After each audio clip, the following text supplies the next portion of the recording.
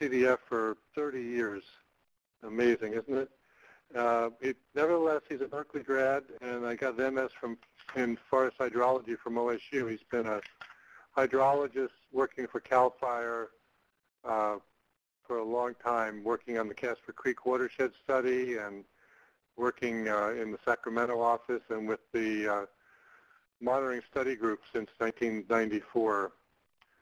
He's a professional hydrologist, registered forester, and certified professional in erosion and sediment control. This presentation today will be on stream crossing alternatives. I'll turn it over to you, Pete. It's all yours.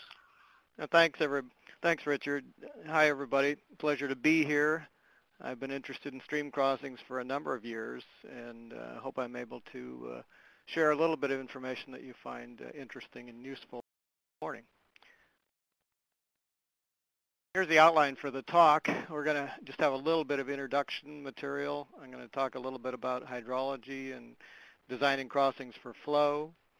The third topic is the types of crossings available, and then we'll talk about what can go wrong at crossings, move into proper design and construction for new or replacement crossings, particularly related to wood and sediment. And then we'll summarize with a few points and offer some references. So that's our roadmap for this morning or this afternoon. First, on introduction, why are stream crossings a big deal? We've been monitoring the forest practice rules, California forest practice rules, on non-federal timberlands now for about 20 years. And we've looked at the most high-risk areas associated with commercial timber harvesting.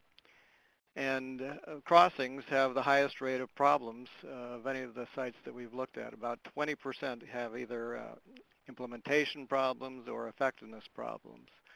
And several other studies have similarly found that crossings generally have about 20% problems. That compares to what Don was just talking about, road drainage structures. They generally have something like 5% problems. So crossings really have a high rate of problems, and we've been stressing over the last 10 to 15 years to do a better job at crossings with guidebooks and workshops.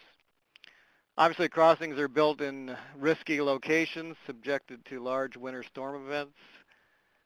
They are built with planned failure in mind, their engineering structure, and at least for pipes and things like that, they have an expected life. Tom Spittler, retired now from the California Geological Survey, and Bill Weaver and Danny Higgins have told us for several years now there's really no such thing as a permanent culverted crossing. They are going to fail at some point in time, so keep that in mind.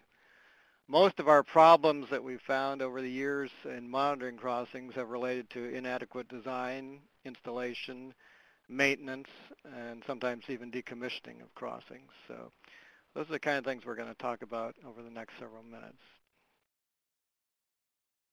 A couple of photos to kind of whet your appetite for crossing failures. I think these kind of talks always have some dramatic photos of crossing failures. This is one from the Oregon Coast Range from 2007, about a 50-year rainfall event that took out a crossing for a railroad. And Mike Furniss from the Forest Service had this in one of his publications from the Siskiyou National Forest up in Oregon, illustrating what happens when a pipe is plugged and water is diverted. The road goes down in one direction. We have extensive gullying, in this case very extensive gullying that occurs when diversion occurs. So introductory photos. We're going to move into hydrology basics related to crossing design. We're going to talk about peak flows or flood flows. In California, in the Sierra Nevada, the Cascade Range, the Klamath Mountains, and the California Coast Ranges, we basically have three climatic conditions that can produce large winter peak flows.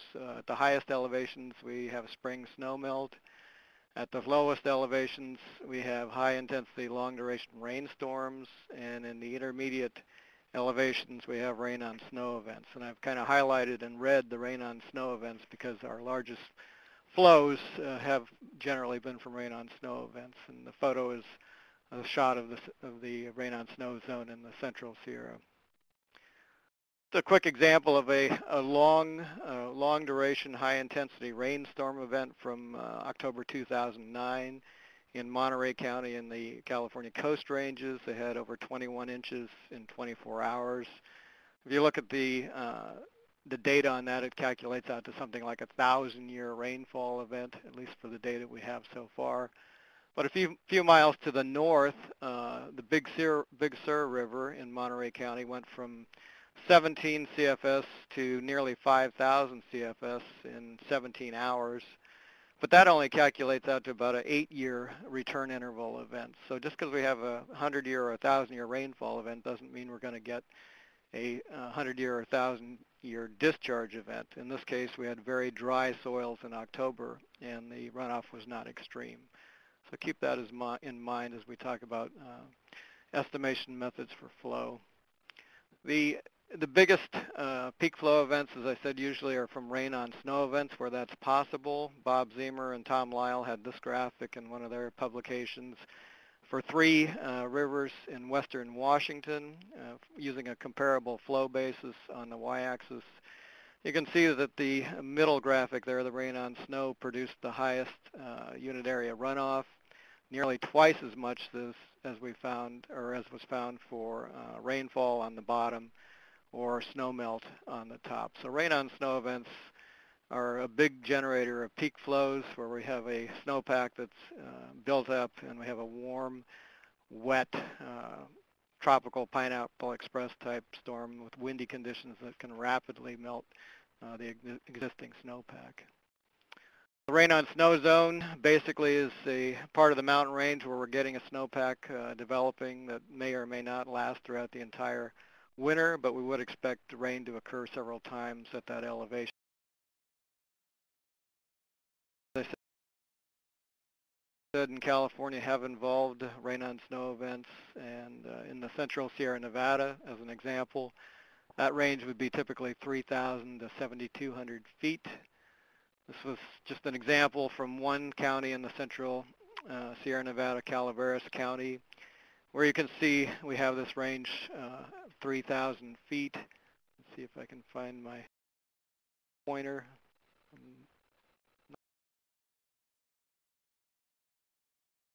Getting my pointer. Anyway, you can see the rain on snow zone. There is the blue area, the turquoise and the dark blue, 3,000 feet starting between Murphys and Arnold, and going up to over 7,000 feet at Tamarack and Bear Valley. So that's our rain on snow zone in the central Sierra Nevada.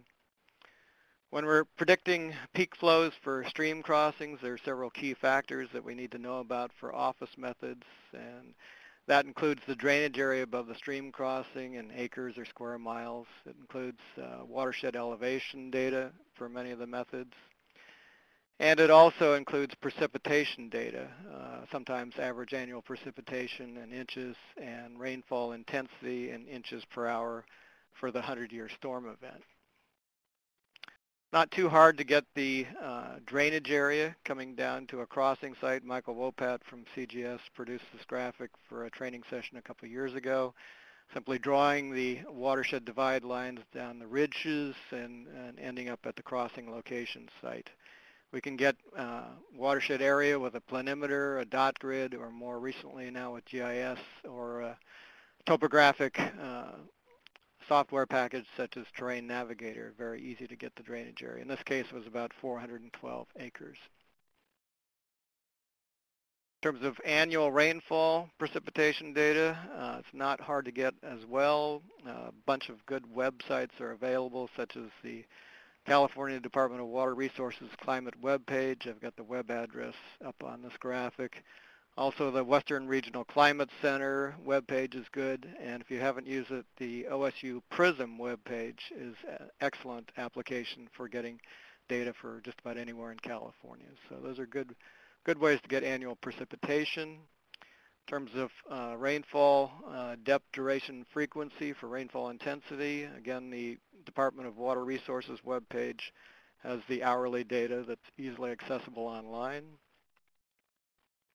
One example from the central Sierra Nevada is for the town of Georgetown at about 4,000 feet. You can see as the duration gets shorter, the rainfall intensity gets higher. Usually for small headwater drainages that we're designing crossings for forest roads, we're dealing with fairly short durations. We're talking about the time of concentration for water to make its way from the ridge line down to the crossing site, and oftentimes we have is 2.7 or 1.82. We're going to use a number that's in intensity in inches per hour. It has to be converted to inches per hour. The California Forest Practice Rules that I deal with apply to non-federal timberlands where we're dealing with commercial timber harvesting.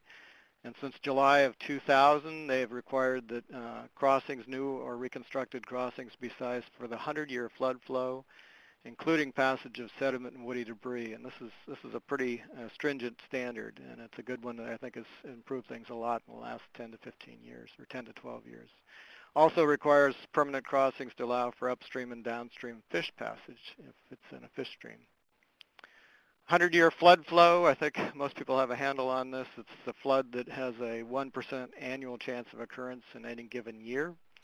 A couple examples here, the Merced River, Yosemite Valley was very nearly a 100-year event in January 97. And the legendary December 64 flood on the Eel River near Scotia was often thought to be about a 100-year event. There are about 3 main office-based techniques that we suggest to registered professional foresters and others to size crossings for 100-year flood flows.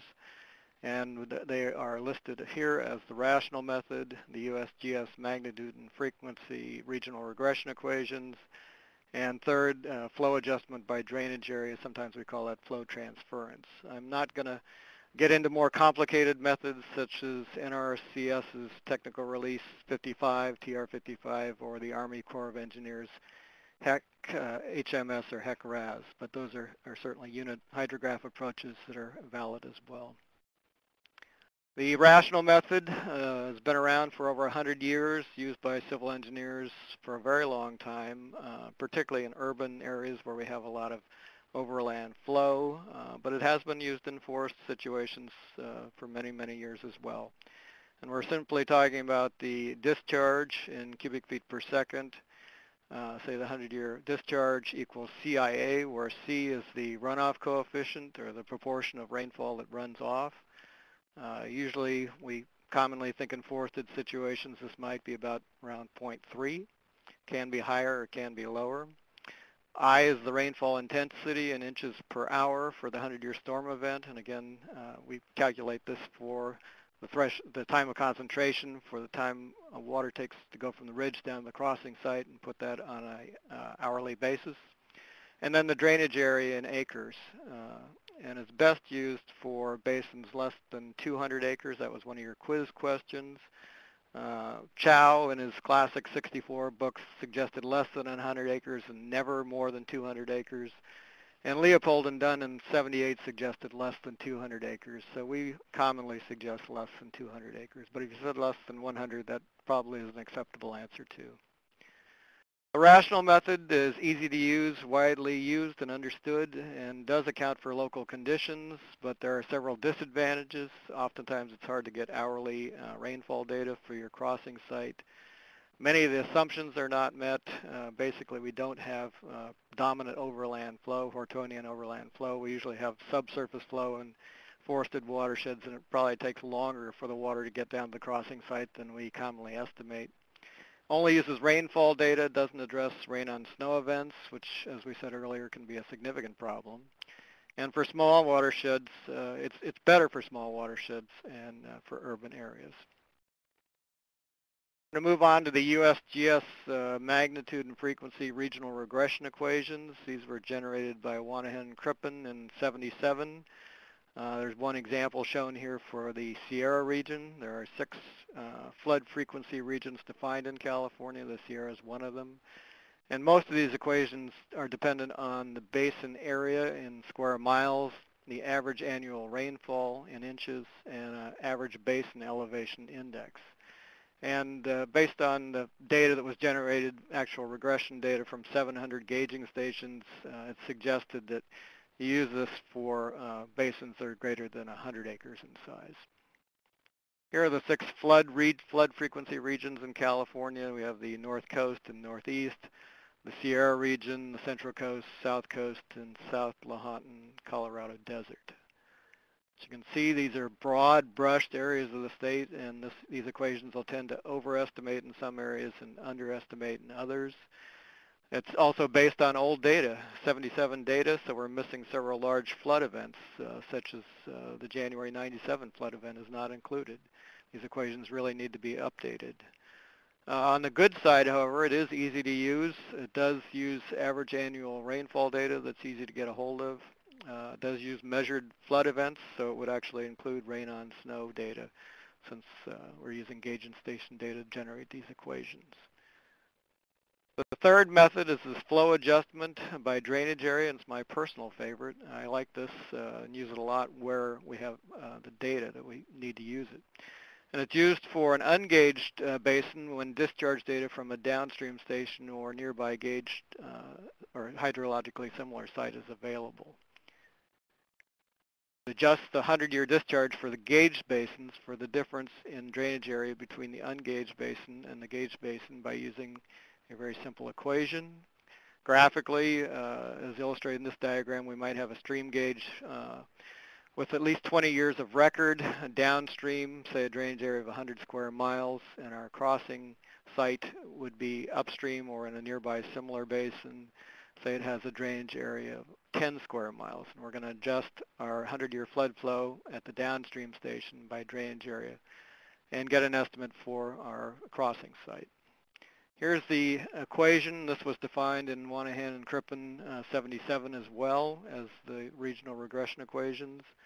And basically we have the 100-year flood flow equals the 100-year flood flow for the gauge site times the area of the ungauged site divided by the area of the gauge site raised to an exponent from the USGS regional regression equation for drainage area. And it's really not hard to use. The hardest thing sometimes is to make sure you have a nearby gauging station with at least a long enough record, say 20 years. You do have to determine the 100-year flood flow for the gauge station, but that's really not hard to do anymore with online free software available from the USGS. And the difference in drainage area technically shouldn't exceed 1 order of magnitude, although we sometimes use it for more than that, but the confidence is highest if it's 1 order of magnitude or less. So here's a little example for something I did a few years ago in the central Sierra Nevada. Our crossing site was Forest Creek. See if I can get the pointer. I don't know what I'm doing wrong. Anyway, the crossing site was Forest Creek Bridge in the middle fork of the Mokelumne. It had a drainage area of 8 square miles. We had a very long and good gauging station record for South Fork Mokelumne that drains down into the main fork of the Mokelumne. Here is the annual peak flows for the South Fork Mokelumne gauging station from 1934 to 2010. You can see the flood of record was January 97. If you throw this into the USGS peak frequency free software program that's available online, it takes all of about 2 to 3 minutes to come up with a 100-year flood flow estimate. And in this case, it was slightly less than 12,000 CFS. So for our example, Forest Creek Bridge in the Middle Fork Mokelumne, the drainage area of 8 square miles divided by 75 square miles for the drainage area for the South Fork Mokelumne station raised to the exponent of 0.77 from the USGS regression equation multiplied times 11,870, the 100-year flood flow estimate for the gauge site. We can come up with a very high level of confidence that our 100-year flood flow for the crossing site is about 2,100 CFS. So that's how it works, and it's really a good method. We recommend that multiple office methods be used to come up with 100-year flood flows, hopefully not relying on just one, but using multiple methods. It's easy to convert your 100-year flood flow using a simple nomograph that's available in many different documents to convert your flow to a pipe size, assuming you're putting in a culvert. And then you should make a channel cross-sectional measurement, field measurement, to see how that pipe might fit into your channel. For the coast ranges of California, the area of the pipe should be something like 3 times the bank full cross-sectional area. That should work out fairly well. In the interior part of the state, where there are rain on snow events, it's probably going to have to be more than 3 times, but that really hasn't been validated to date. So we do recommend some actual measurements in the field. At the bottom of this graphic, you can see the minimum in any live stream. We recommend nothing smaller than 24 inches for a pipe. All of these methods, and much of what I'm going to talk about later for reducing risk from wood and sediment, are in a document that I helped put together with Tom Spittler, Michael Wopat, Greg Bundros, and Sam Flanagan in 2004, and this document is available online if you want to see what that looks like. Move on to types of crossings, since this talk is called Stream Crossing Alternatives, and we basically have permanent crossings and we have temporary crossings. For permanent crossings, we have culverts, open bottom arches, bridges, and fords. And for temporary crossings, we have temporary fords, temporary culverts, and temporary bridges. And we'll go through those, show some examples. We are not recommending any permanent Humboldt log crossings. Weaver and Hagen's, in their classic 1994 Forest and Road Ranch Handbook, outline factors you should consider to determine which type of crossing you should pick. And I've picked a few of the things, but recommend you take a look at their chapter. I think it's chapter 5, to see their complete list of what would determine what type of crossing you would put in. But obviously it would depend on the type of watercourse class. Do you have fish present? Would depend on the watershed area and the expected size of a 100-year flood flow, the channel slope, landslide susceptibility, whether debris torrents would go through the crossing site, the maintenance you could do, the amount and type of traffic expected, the road type, whether it's a permanent, seasonal, or temporary road. And Richard Harris says that the Weaver and Hagen's book is in the website, so you have that available online. The amount of wood and sediment expected to reach the crossing location, and finally the topography at the site, whether it's an incised channel or a flat channel. So that's probably an incomplete list, but things to think about. I'm going to start with culverts, since culverts are the most common type of crossing we see in the forest environment. We generally, our monitoring has shown that about 70% of the crossings are culverted crossings, and these can be steel or plastic. Actually had some aluminum ones that were used before, say the mid-1980s. Aluminum got to be relatively expensive, something like 36 inches in size most commonly. The good side of culverts, they're particularly appropriate for small non-fish headwater streams where we can have a lot of good winter maintenance will occur. But on the downside, they do require a lot of maintenance. Oftentimes that doesn't occur. Steel would have an expected life of only something like 25 years. There's wide variability, but oftentimes about 25 years. They're relatively high failure probability, particularly from wood and sediment, and they are bad for fish passage if they're not varied, say 20 to 40%. The typical 48-inch projecting inlet steel pipe in western Mendocino County. Single wall plastic pipe in Humboldt County, small 18-inch pipe. Plastic pipe, high density polyethylene. That's one that I took from western Oregon. So let's run through the pros and cons of plastic pipes, since we're seeing more and more plastic pipes. They do last a long time, say at least 50 years. It would depend somewhat on the exposure from UV light. They are lightweight, easy to move around. They can easily be cut with hand tools that don't pose a large fire hazard. You don't need a torch out there. They're abrasion resistant and resistant to corrosion in low pH soils and low pH water. Double-walled pipes that we're seeing now are more rigid and stand up to traffic loads fairly well. They have a very low roughness, Manning's N factor, and they convey water very rapidly, similar to a concrete pipe. This can obviously increase the velocity to the point where we need some significant energy dissipation structures, such as Don was talking about earlier, below the outlets to prevent erosion. But our biggest problem with plastic pipes, as I think everyone's aware, is that they kind of melt during fires. And here's a couple examples. This was from the fire siege in San Diego County in 2007, where the pipe burned up. And I took this one on Swanton Pacific Ranch in the Santa Cruz Mountains after the Lockheed fire. You can see the pipe is completely gone.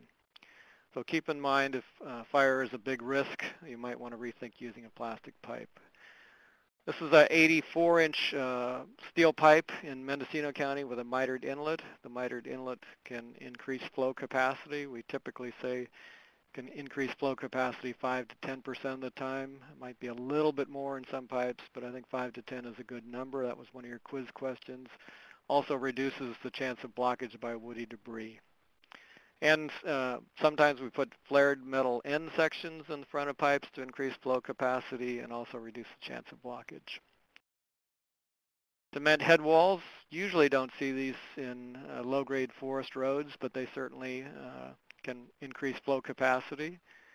And pipes are not always round. This is a pipe arch culvert in Tehama County in the Deer Creek watershed that has a very significant rocked head wall and wing wall situation. A very nice installation. Our next category of crossing alternatives, open bottom arches. And just so everyone's clear what we're talking about, I have a little graphic there from Weaver and Higgins 94. You can see these have concrete footings, hopefully anchored down into firm bedrock. They're excellent for fish passage since we have a natural stream bottom. And they may be cheaper than a bridge, depending on what kind of bridge you install, and we'll talk about that more in a second. They are relatively expensive, usually going to require a professional engineer design, maybe all the time. And they can fail if the concrete footings are not down into solid rock. An example of an open bottom arch on Latour State Forest in Shasta County, and one that was installed fairly recently on a tributary of Freshwater Creek in Humboldt County. There had been a 10-foot round pipe here with some baffles, but since this is a key coho watershed, the 10-foot round pipe was removed and a natural open bottom arch was installed instead. Bridges are our next category, obviously excellent for fish passage. If they're built correctly, they have a long expected life and a low chance of failure. They have little impact to the stream channel, little sediment entry, and overall low environmental impact. And they're good for incised channels and larger watercourses. On the downside, they can be and often are very expensive. As an alternative bridge, we've seen in the last 15 years or more railroad flat car bridges used, and even they're not that inexpensive anymore, looking at probably $20,000 to $50,000 depending on length, either 55 feet or 90 feet plus installation fees, and very likely are going to require a professional engineer design. Basically, we're replacing log stringer legacy type bridges such as this one in Mendocino County. These are slowly going out and being replaced by steel bridges, such as this one over Big River in western Mendocino County. This is actually the steel bridge that was installed in Forest Creek, where I talked about my example for using a flow adjustment method or flow transference method. This replaced a failing log stringer bridge. This was the site with a drainage area of 8 square miles. And note the concrete blocks, prefab blocks that are used for the bridge abutments. The rail flat car bridges, as I said, are an alternative bridge, usually much less expensive and can be installed either as a temporary or as a permanent crossing, and can go in and out relatively easily and somewhat inexpensively. Our next category are ford crossings, and you can see the list here of pros and cons are pretty long for ford crossings. This was one of our pre-presentation questions about ford crossings. They're often relatively inexpensive alternative for small and medium-sized streams, particularly where there's a nice stable bottom. They're low maintenance. They have a low chance of failure if they're designed correctly. They are better than a pipe where winter maintenance will not occur or will be extremely limited since they don't have a pipe that's going to plug. They're not very sensitive to specific flow volumes. If your 100-year flood flow estimate is way off, it's not going to be a huge problem perhaps. And they're good for channels susceptible to landslides and debris flows, debris torrents. Since there's not a lot of fill to lose, the mass failure can go right over the top.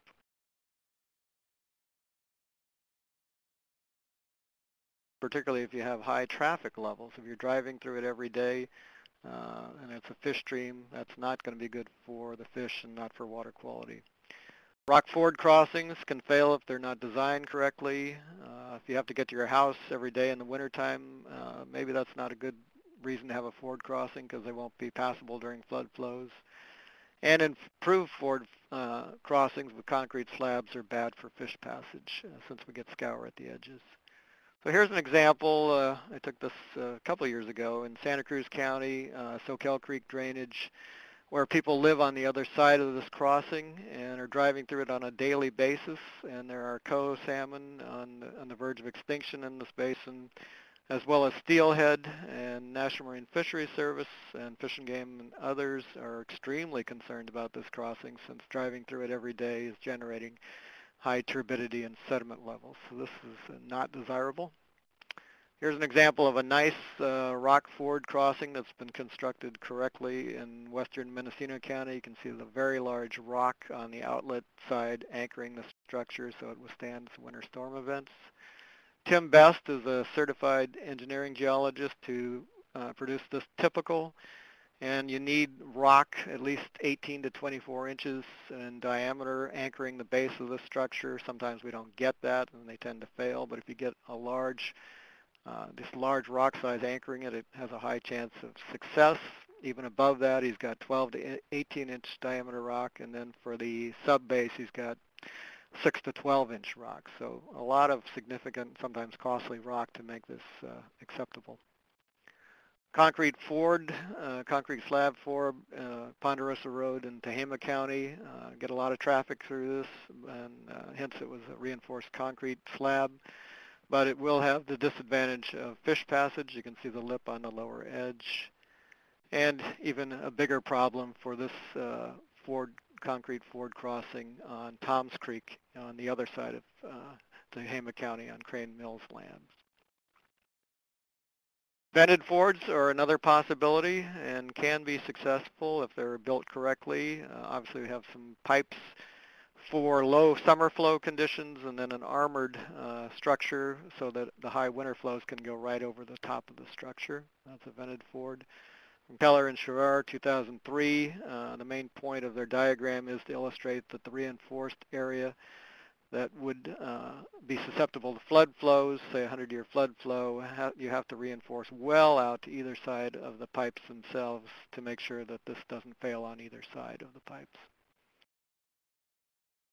There is a paper, and I don't have it to Richard, but I will, Taylor et al., 1999, from that Journal of Forestry article or edition that Richard was talking about, focusing on forest roads, that very nicely lays out different water quality and sediment impacts from culverts, fords, and bridges. And Taylor et al. Clearly stressed that fords have a higher chronic sediment input, and culverts would have less chronic sediment input but a higher risk of failure, and bridges would be the best overall. Our last category are temporary crossings, and I said this could be temporary fords, culverts, or bridges. If they're done right, they should have little impact to the channel, should have essentially no chance for failure, at least in this climate where we don't get large storms in the summertime. Should be complete fish passage, at least in the wintertime when the crossing is pulled out. They're relatively inexpensive, and you would need to pull the structure out by October 15th, at least by the California Forest Practice Rules. On the downside, if they're not installed or built or removed correctly, we can certainly have some sediment impacts that are problematic. Tom Spittler, a legendary CGS geologist, many years ago came up with the crossing shown here and named for him the Spittler crossing. Here's a typical. If you have some flow expected in the summertime, you'd put in a culvert. Then you'd put logs in the channel to maintain the channel integrity with chokers around them, a layer of straw, and then a soil running surface on top of that. And then when you're done skidding or hauling, blade off the soil, pull your excavator up, yank out the choke logs, take out the culvert if it's there, and hopefully your channel looks pretty much like it did before the crossing was installed. Here's an example from Tehama County. You can see the pipe and the logs and the straw and the soil. You can kind of envision that that would be better than this type of temporary crossing where you have a 12-inch plastic pipe and fill that's pushed into the channel instead of maintaining the channel with the logs.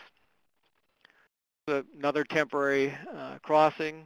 See, they don't have a lot of fill here, don't have a lot of logs, but do have the pipes and some logs and a running surface over the top. Sometimes we don't put logs in at all. We just put in clean gravels for a rock-fill temporary crossing. And then temporary bridges could be a bridge like this that PG&E used a few years ago on the South Fork Stanislaus River, or it could be a temporary bridge such as a flat car rail bridge that we're talking about earlier. There are many different types of temporary portable bridges, and they can be an extremely cost-effective and good solution for a temporary crossing. So here's a little crosswalk that kind of relates all of what we've been talking about. For a fish-bearing watercourse, the best alternative would actually be not building any crossing. Then we have a temporary crossing, then a bridge, an open bottom arch, and then fourth, a pipe arch culvert. For a Class 2 non-fish-bearing perennial stream, probably going to put in a culvert or a temporary crossing.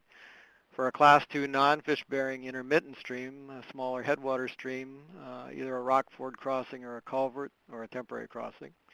And then for a small Class 3 ephemeral that's only going to flow in direct response to rainfall, we're probably looking at a ford crossing or possibly a culvert if it could be maintained, or a temporary crossing. So that's a little crosswalk.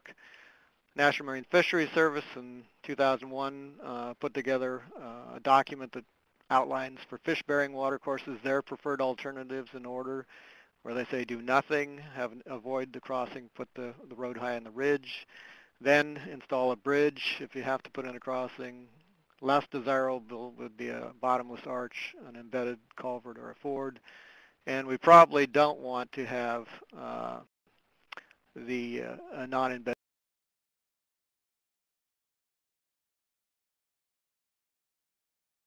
And Richard says that document is also available on the website if you want to see what that looks like. Richard, do we want to take a little break here and let people get caught up? Not a good time. This is fine. Let's take a little breather here. If there are any simple questions somebody wants to ask, we can do that now. But otherwise, we'll just take a breather here and let everybody's internet speed catch up. Okay.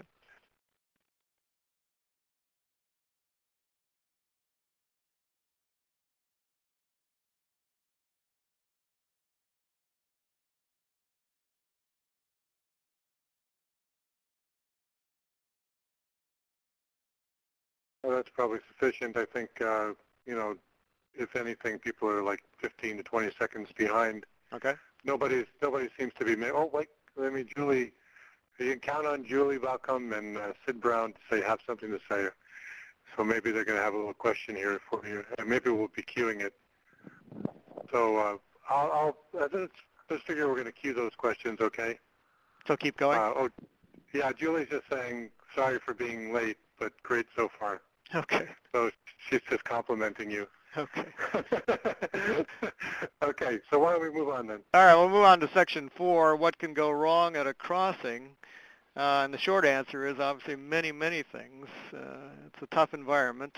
Obviously we can have sediment plugging, and I think Don touched on this in his presentation, but if we have more than 30% of the culvert inlet that's blocked by sediment, obviously we're greatly reducing the flow capacity of the pipe, and that's going to be a very big problem. If we have a delta or a terrace build up in front of a pipe, that's going to indicate that it's insufficient capacity to pass flood flows, another big problem. Woody debris in front of pipes, a couple of examples from the interior part of the state, commonly cause crossing failures. There's another one from the upper Sacramento River Basin. Sam Flanagan, who we helped fund for his master's thesis at Humboldt State University, looked at blockage of pipes and wood movement through pipes. Typically, a culvert blockage starts with a single piece of wood, a branch that isn't much longer than the pipe diameter. And then with subsequent storms, this pipe plug grows until essentially all of the pipe is blocked with woody debris and sediment. And that might take several storms or not several storms. But the main problem is that people just don't maintain pipes nearly as much as they should when they install them. This is a shot I took from the central Sierra Nevada. Flanagan's work in Humboldt County, he looked at 57 pipes that had failed by storms that had fairly recent or fairly small return interval storms, less than 12-year return interval. These are not 100-year floods. These are fairly frequent events. About 80% of the pipes failed from woody debris or a combination of wood and sediment. Only 12% failed from water alone, hydraulic exceedance alone. So woody debris and sediment is a big failure mechanism for storms that are fairly frequent. It's an older photo from the Redwood Creek Basin that Pacific Watershed Associates had illustrating a pipe that failed due to a wood blockage. Process starts when the inlet is blocked. Water runs over the road, hopefully stays in the natural stream drainage, and eventually can take out the entire fill. The even worse situation, if the road slopes down in one direction, then we can have the water going down the road and creating extensive gullying down the road and even off onto the hill slope where the hill slope is unchanneled and not used to having flows go down it. Some older photos that Greg Bundros had from the Redwood Creek Basin, but we certainly don't want to have water diverted out of its natural stream drainage. Other problems relate to inadequate installation of the pipe. This is one that we saw a couple years ago in Lassen County where the culvert bands connecting pipes were probably inadequately attached. And we know that corrosion is going to be a problem for steel pipes. As we said, maybe 25 years, might be less, might be more, but this is going to be worse where we have low pH soils and low pH water. And also if there's anaerobic bacteria present in the watershed, either sulfate-reducing bacteria or iron bacteria. And again, 25 years or so, this is a pipe that was installed on Jackson State Forest. The pipe is certainly on its way out. Another problem we have are from digging out pipe inlets with a backhoe or a grader going by and dinging up, crushing the inlet. Sometimes the damage is so severe the pipe can't be easily fixed and must be replaced, but this is a very frequent problem. And of course we have older pipes that are fish passage problems, and they are being replaced by bridges. This is one that was replaced by a bridge by Mendocino Redwood Company in western Mendocino County.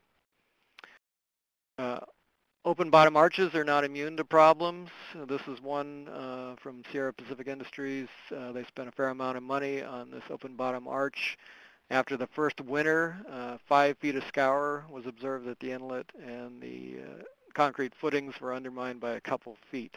Basically, the footings were not anchored down into bedrock. They were kind of floating on alluvial or stream bed gravels, and caused extensive damage and repair needed for this expensive crossing. Rockford crossings are not immune to problems if they're not designed correctly and not anchored by a large rock at the outlet. And even bridges are not perfect for wood passage. This is the old bridge at the town of Soquel in Santa Cruz County following the January '82 storm event that dumped over 20 inches of rain in 24 hours. So I'm going to move into what we can do to reduce the risk of catastrophic crossing failure. We've already talked about designing for 100-year flood flows in the first part of this talk. Now we're going to pretty much stress how to deal with wood and sediment, the other factors required under the forest practice rules for crossings. But first, remember that if you are going to modify a stream's bed or banks, you must notify the Department of Fish and Game and get a 1600 stream bed alteration agreement from them. So my first category here, and a lot of these come from Furniss and Mike Furniss and Sam Flanagan's work from several years ago.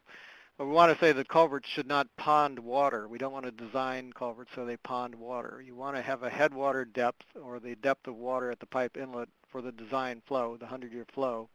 That depth should not be the point where it's saturating the fill, such as shown in the middle part of this diagram. The fill can get saturated and catastrophically fail. The other thing is you can get a raft of wood that collects above the pipe, and when the water recedes, the wood falls down and blocks the pipe inlet. So we're suggesting that the headwater depth in relation to the pipe diameter, or HW over D, be less than 1.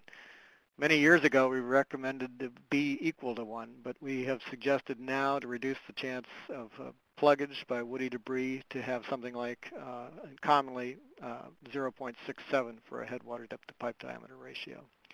Again, on the bottom here, under the good scenario for the headwater depth for the design flow, say 100-year flow, we don't want the pipe to be filled entirely to the top. We want it to be about 0.67 up, and we don't want to saturate the fill. Another thing we want to do is have the culvert as wide or nearly as wide as the active channel width, and this would apply to small headwater channels that go to, say, something like 5 feet or 60 inches in width. Flanagan's work showed that if we have the pipe as wide as the active channel, essentially nearly all the woody debris will be transported down through the pipe, and we'll have a much lower chance of blocking the pipe inlet by woody debris and causing catastrophic failure. It's not too hard to determine the active channel width coming down to the pipe. We can make, say, 10 systematic measurements, say at 20-foot intervals above the pipe inlet, and make a calculation of the average. And this is Michael Wopat from CGS illustrating how this can be done in the field. Another key consideration now for sediment, not wood, but we're talking about sediment here. The culvert should maintain the channel grade to avoid bedload accumulation. You want to have the culvert set at the same grade as the natural stream channel. If you have it lower, the energy will dissipate and we'll get bedload falling out at the culvert inlet. Bob Beshta, one of my old professors at Oregon State, suggested that pipe slopes of less than 3% may be prone to bedload sediment accumulation. So much like Don was talking about earlier for cross-drain culverts, it's good to have the pipes set at a sufficient slope to transport sediment through them. So one of our monitoring photos from a couple of years ago where the pipe was set at too low of a grade, and you can see sediment and debris collecting at the inlet. The fourth category is having culverts. Culverts should be placed as the same alignment as the natural stream channel. We want a nice tight alignment so the woody debris can shoot right through the pipe, as illustrated on the left. If the stream comes in at a big angle to the pipe inlet, as shown on the right, the woody debris will rotate and tend to block at the pipe inlet. Richard Harris, in a study he did with Jared Gerstein a couple of years ago, had these photos from the Hoopa Indian Reservation where a pipe was probably inadequately aligned, and you can see after one overwinter period the extensive fill erosion that occurred with that misaligned pipe. There may have been other problems as well. Fifth, we want to have culverts, culverts should not create a wide area near the pipe inlet. We want to have, again, a nice tight fit so that the woody debris can shoot through the pipe, as illustrated on the left. If we have a wide settling basin or wide area in front of the pipe, the branches will tend to rotate. These photos from the last National Forest a few years ago, where you can see a very wide inlet area for a pipe and much wider than the stream coming down into the channel. And at least 50-60% of the pipe inlet is filled with a combination of wood and sediment. It goes without saying, but it's better to have one large pipe than multiple small pipes for woody debris passage. That's a simple one. And obviously, as we talked about earlier, for diversion potential, if the road slopes down in one direction, we want to have a critical dip installed, usually at the hinge point between the natural soil and the fill material. Should be properly armored so that if the culvert is blocked, the water will stay in the natural channel, go over the critical dip, and stay in the appropriate watershed. In terms of installing culverts, we want to have an appropriate depth of fill material over the top to prevent crushing, usually suggested as a minimum of 12 inches, or for bigger pipes, a third of the pipe diameter, and it would be even more for a concrete pipe. This is a diagram from Keller and Sherrar, 2003, illustrating the need for at least 12 inches over the top of the pipe, and also having appropriate rock armoring at the inlet and the outlet to prevent erosion of the fill. Want to have the pipe extend far enough. Sometimes people put in short pipes and get into problems with erosion of the fill. Want at least a foot on either end, extending beyond the fill. Want to backfill with well-graded soil, up to 10% fines, free of rocks. We don't want to have a uniform sand fill that can lead to piping around the pipe itself and failure of the pipe. Certainly want to backfill and compact with 6-inch lifts if at all possible, and want to have the rock armoring at the inlet and the outlet to prevent erosion. So oftentimes for a heavy steel pipe, lowered down in with an excavator, fill material is dropped in. Must compact this in 6-inch lifts with a mechanical thumper or some type of compaction device to make sure that the fill is adequately compacted. Nice example from Lassen County of a mitered pipe inlet with a very nice large rock armored inlet. And from Napa County, one of our monitored culverts, you can see a very extensive rock riprap outlet similar to what Don was suggesting in his talk. Additional techniques to reduce crossing problems from wood and sediment, mainly from wood. We said earlier on in this talk that flared metal end sections greatly increase flow capacity, or increase flow capacity some, and also reduce the chance of plugging. We have the mitered pipes that reduce chance of plugging and increase flow capacity, say 5 to 10%, and that's pretty much what this slide says. And then we have simple or more complex trash racks. This is one from Santa Cruz County. If you do put in fence posts, you've got to maintain them through the winter period, and you don't want your fence posts to be right on the pipe inlet. You want them to be at least 2 pipe diameters in front of the pipe. The more extensive, complex, and very detailed trash rack that Michael Wopat took a picture of a few years ago for a 12-inch pipe under Highway 299 in Trinity County. Trash racks and beveled mitered end sections are cheap, and the flared metal end sections are much more expensive. So I'm just going to summarize with about 6 or 7 points here from this talk. Stream crossings are high-risk locations for sediment entry and road travel limitations. We've found in our monitoring about 20% have problems. In Sierra Nevada, most large floods result from rain-on-snow events, and we have to design for that. Crossings need to be built correctly for large flood flows, 100-year return interval, as well as sediment and debris. There are numerous types of crossings that can be used. Tom Spiller has told us there's no one right answer. We need to pick the type of crossing that fits the landscape, fits the maintenance that we can do, and the legal requirements, such as fish passage. Numerous problems can occur at crossings, as we saw. We need to monitor them and upgrade them as appropriate. And we've suggested guidelines to reduce the risk of failure, particularly for wood and sediment. And the most important point is that we need to maintain crossings. You can't walk away from them, and particularly maintain them during and immediately after large winter storm events. And Richard has, I think, all of these references available on the website, but if you want to learn more about crossings, I would suggest these as being good references. That's what I've got, Richard.